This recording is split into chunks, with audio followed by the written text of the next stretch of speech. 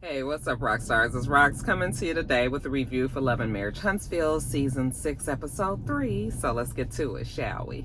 All right, you guys, so the show opens where it ended last week, which was with the conversation between Letitia and her cousin Kiki. They are at the kickboxing fitness place, and they're trying to get some things figured out, how we can get past this. It's just so tiring because Kiki goes back and forth between saying that she didn't want to hurt Letitia, but then she admits that she was angry with Letitia. She said that she felt like Letitia took her best friend away, and Letitia was just like, oh, who I took?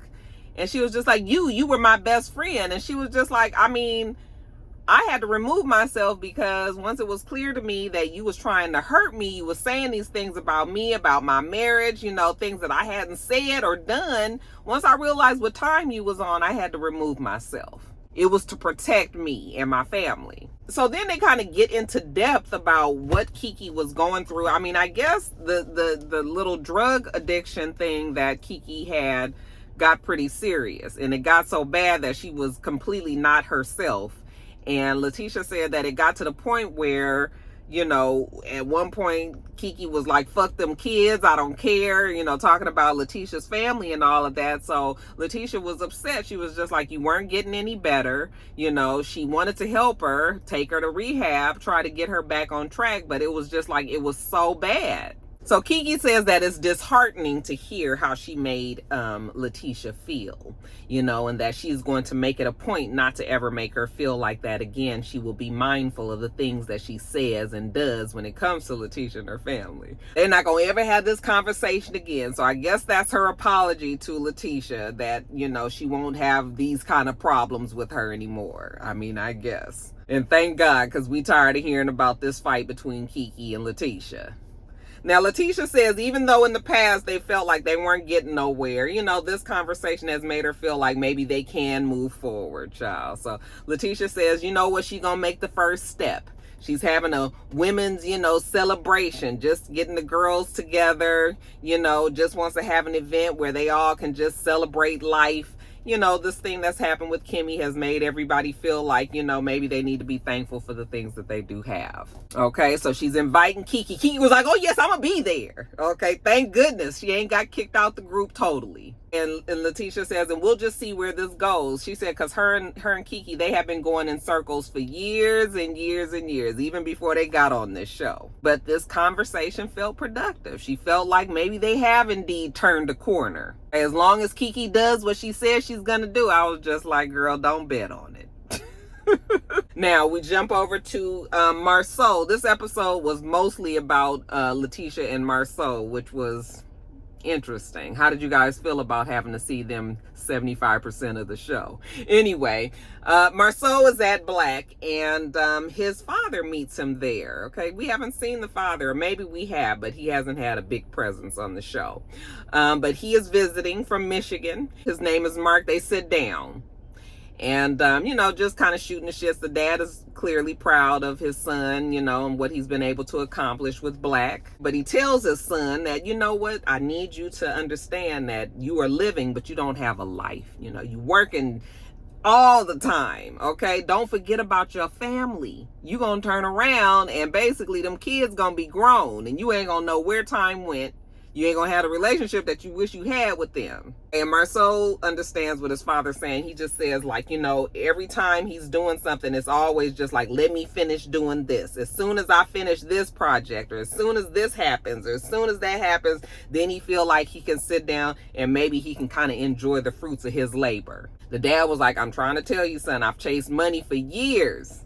I don't want this generational mistake to repeat itself, okay? Somebody has got to learn how to enjoy, their family and the things that they've done for them. And Marceau says, well, it's not about, working to death. This is about creating generational wealth and creating this legacy for his kids and his kids' kids. He's trying to set the foundation. And the dad was like, boy, I don't know how I'm gonna get through to you. Okay, God rested on the seventh day, but oh, not my son. Okay, not the great Marceau. He has to work every day, okay, down to the bone. Marsau was like, no, Dad, it's not like that. I'm going to take it into consideration what you said. But Marsau still feels like there's quite a bit of work to do. Now, we see Letitia, she meets with Kimmy. They sit down at a coffee shop. They just kind of shooting the shits. And Letitia tells Kimmy that Marsau has a new business partner. And that the business partner came in, took over her office. Okay, moved in there, computer, degree on the wall, all of this. Kimmy was just like, oh no, he just took it over. And she was like, yes, he just took my office. And Marsau didn't say nothing about it. Hell, she had just found out about this new employee at Scope. You know, even though she is 75% owner of this business, she is not aware of, you know, all of the day-to-day operations that Marsau is doing, and that includes hiring people on to the job, you know, onto the business. So now she got to find new office space. She got to talk to Marsau about him building her a new office, hopefully by the end of the month. She gonna have to put a fire up under Marsau. And Kimmy started laughing. She said, girl, you know you got to put more than a fire up under these Scott brothers. And Letitia was like, girl, I don't know how you do it. Like, I tell everybody, like, I've been married longer than Kimmy has, but for some reason, Kimmy know how to get Maurice in shape, you know, and do what she want him to do. And Kimmy was just like, yeah, but it ain't like that. Y'all see once we come to the agreement, but y'all don't see us coming to the agreement and all the discussion and the things that have to happen before we can agree on shit. But Kimmy tries to tell her that timing always matters. You know, you got to pick the right time to approach them because, you know, whether or not they're going to be more receptive to what you're trying to do or trying to say. And that's true in any relationship. You know, there might be some things that, you know, you might find out and you got to wait a few days before you break it to your spouse because you already know how they're going to react. So you're going to try to find the best, you know, the best environment. You're going to try to make sure that everything is set up the correct way before you break the news to them. And Letitia says that's still something that she's trying to work on, this timing thing. And then speaking of timing, perfect timing, the phone rings and Kimmy answers and it's Mel. Hey girl, you know, I was just trying to see where you was at with everything. You know, I was just seeing if you can get massages. And Kimmy was just like, oh, hey Mel, you know what, I was just sitting here with T. I know Mel probably was just like, oh God. You know, Kimmy was just like, yeah, I was sitting here talking to T. And then Letitia was just like, can I talk to Mel real fast? And Kimmy was like, no, this Mel, Melody Holt. That's who you want to talk to? Yeah, can I talk to her for a second? Kimmy was just like, oh, okay. Like, girl, this coffee shop is real quiet. Now, we don't need no drama. But Letitia was just like, hey, Mel, I just wanted to invite you to this celebration that I'm going to have with all the girls. You know, she telling her about this thing that she planning. And then Mel was just like, oh, okay, well, just give the information to Kimmy and Kimmy will send it to me. And Letitia says, fine, okay? So Kimmy was just like, oh, well, that was nice. You know, I didn't expect that to happen. Yeah, you know what? Letitia's just trying to just move forward, she says. Kimmy wasn't expecting that, but yeah, it's time to celebrate life. So many good things are happening, you know. Kimmy's starting to feel better. Kimmy was just like, yeah, I'm better. And, you know, y'all did a lot of stuff last season without me. So this season, don't leave me out of nothing. I want to be at everything. Invite me. I'm feeling good. I'm feeling like myself again. I'm ready to get back in the mess. Like, you know what? Tag me in, coach. And Letitia was just like, fine, she will. Now, later on, we see Letitia and Marsau. They're having a nice family night with the kids. You know, they don't get to do that often. So it's nice to just be able to sit around and talk. So while they're sitting and eating, you know, Marsau sarcastically was like, you guys like having your mom here, you know, to cook? And they were like, yeah. And he was just like, yeah, you know, she don't get to do this often. She don't want to cook for you guys no more. She want to be out there and she want to work. And she was just like, really, Marsau? And the oldest was just like, oh, you know what, Dad, you tripping. Like, I wouldn't want my spouse talking about me like that. And Marsau was like, are you really taking your mama's side? She was just like, don't underestimate the relationship between a son and his mama. MJ know his daddy full of shit. Anyway, you know, the kids kind of get up and leave. And she tells Marsau, don't be trying to shame her in front of the kids like that. He was just playing. It was just jokes. She was just like, you don't understand, like, the balance that a woman goes through, you know, trying to balance balance work life and home life and, you know, trying to be the wife, trying to be the mom, trying to be this business woman. You know, as a woman, like, you wouldn't understand that. He was like, yeah, and don't tell me that I need to understand what a woman's place is. You wouldn't understand what a man's place is. But Marceau was like, look, I was just talking to my dad about this very thing. Okay, I do have a pretty good grasp on the challenges that we both face. And since they sitting there talking, Letitia brings up this new employee that she got a problem with. You know what? She is the 85% owner, not 75%. 85% owner. She feels like she needs to know the day-to-day operations, and that includes the hiring and firing of people.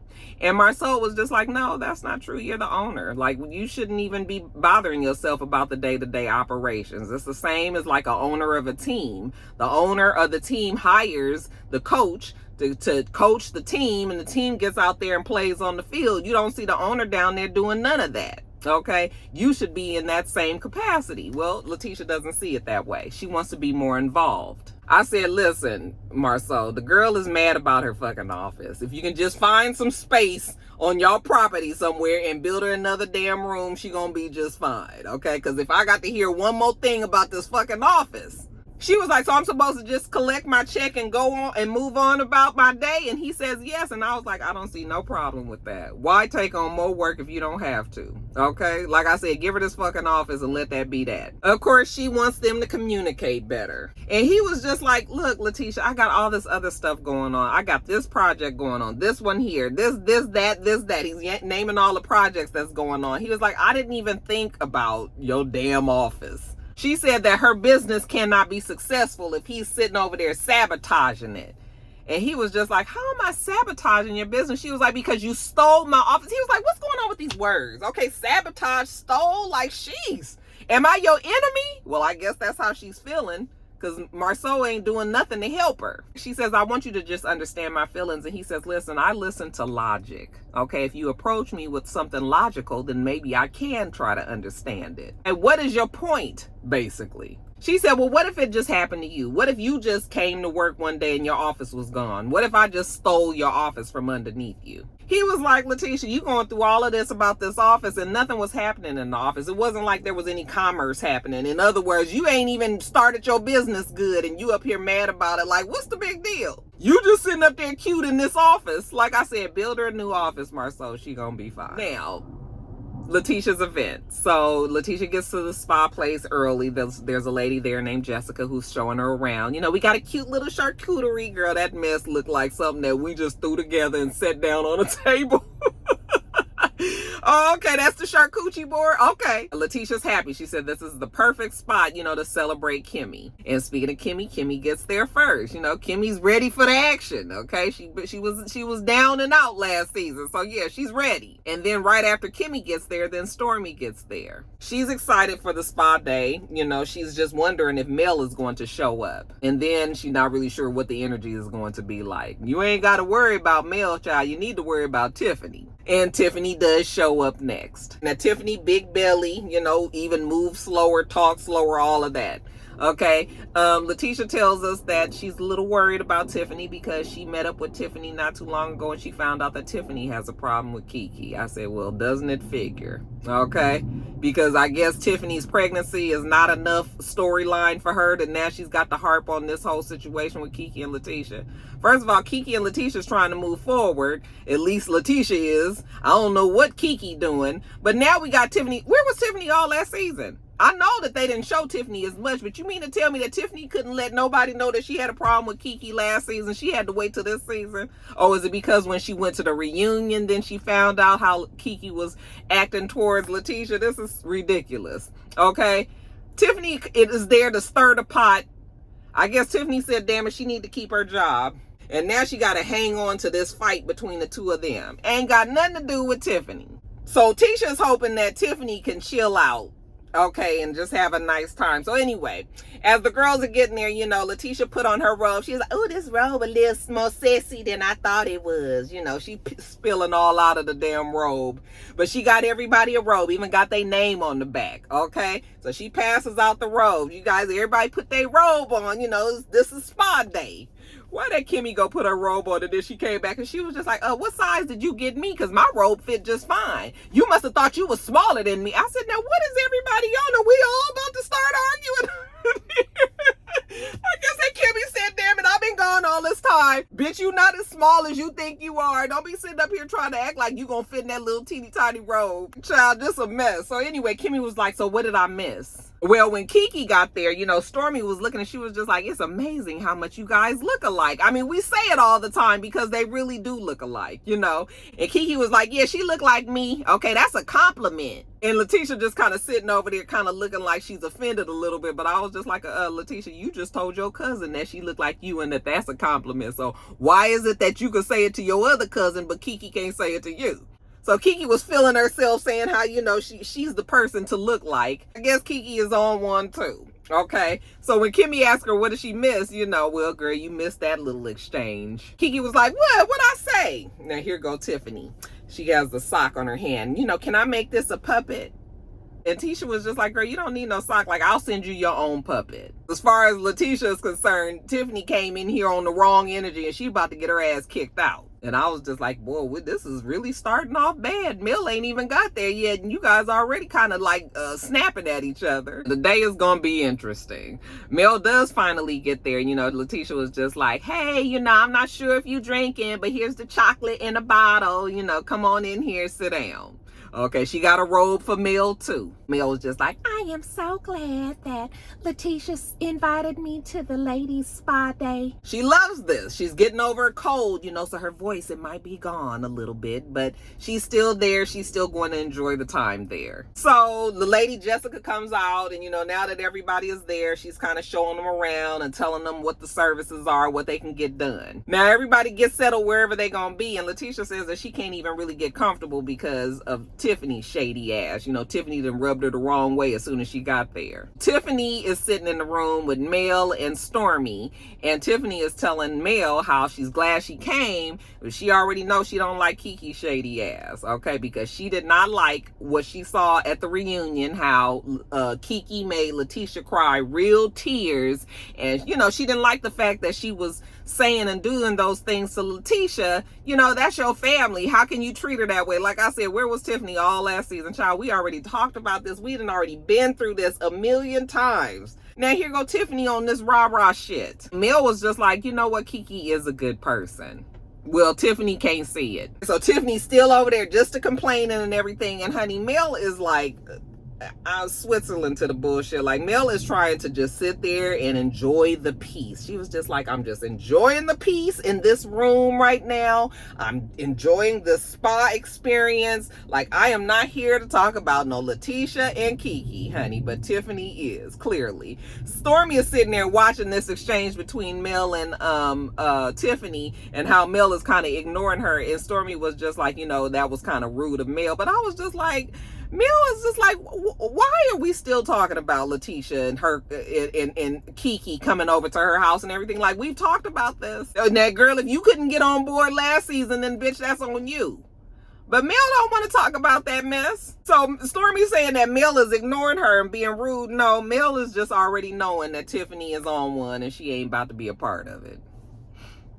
Now, in the other room, Kimmy is talking to Kiki. And Kimmy tells Kiki that, you know, she heard that her and Letitia had spoke, you know, and that they were moving forward. And Letitia was just like, yeah, you know, and all we can do is try. We can just try to be better. And Kimmy was like, yeah, you know, I've always felt like we can, you know, just agree to disagree as adults. And Kiki says, yeah, you know what, she agrees. Although, you know, she and Kimmy, because Kimmy had been sick, Kiki and Kimmy really didn't get to have the relationship or nurture any type of friendship, you know, before. But Kiki have a little problem with Kimmy. Now, Kiki thought that even though they weren't close, that they did still kind of care about each other. But she didn't like the fact that Kimmy got over there to that party that Mel had, listened to the shit that Kiki said, and then went back and told Letitia and kind of instigated the fight. Kimmy was just like, no, I didn't instigate no fight. And there were other people that were saying it as well.